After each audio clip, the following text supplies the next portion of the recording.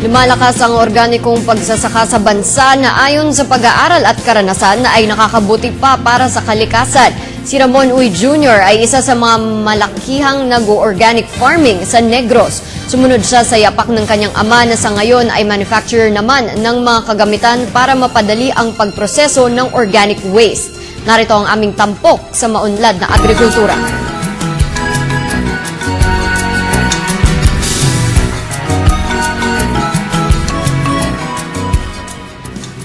Ang paghahalo-halo ng organic waste ay gumagamit ng bokashi, isang teknolohiya kung saan sadyang binubulok ang balat ng prutas, dumi ng hayop, dahon, sapal ng tubo at iba pang itinuturing na basura.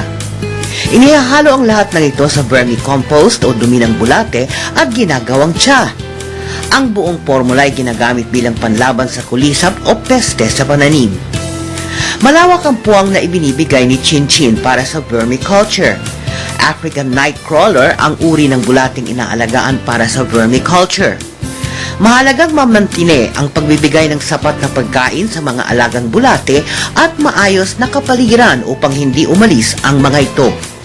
Dumami man ang mga bulate na ibebenta pa rin ito sa 1,000 piso bawat kilo. Umaabot sa 280 tons ng sertipikadong organikong pataba ang produksyon ni Chin Chin kada buwan sa kanyang 2 farms sa Silay City at sa Sagay. At nasa organic na rin lamang si Chin Chin, hindi nakakagulat na magtanim rin siya sa pamamaraang organiko. Dito sa Silay, sa organic farm dito sa Silay, mga almost 1 hectare yung area.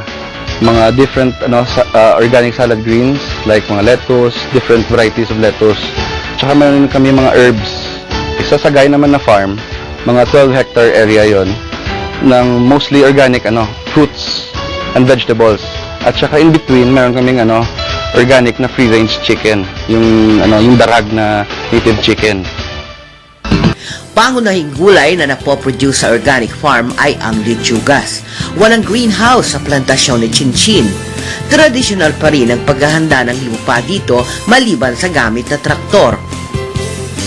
Pero isinama na ni Chin Chin ang pagtatayo ng greenhouse sa balak niyang pagpapalawak ng operasyon.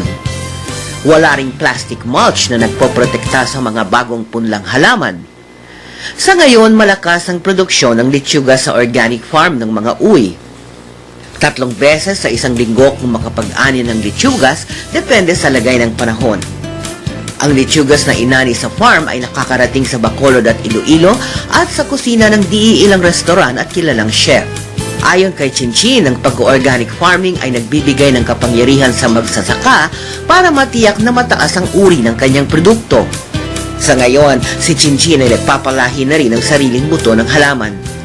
Sa loob lamang ng 5 taon, patungo na ang mag-asawang Chin Chin at Francine sa pagpoproseso ng jam at pickles na ang mga sangkap ay galing mismo sa Fresh Start.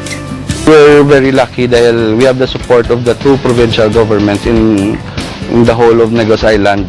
Dahil may 100% kami na support sa provincial government. Ang lahat ng nagtutulungan dito sa Negros para gawing organic food bowl of Asia yung Negros Occidental.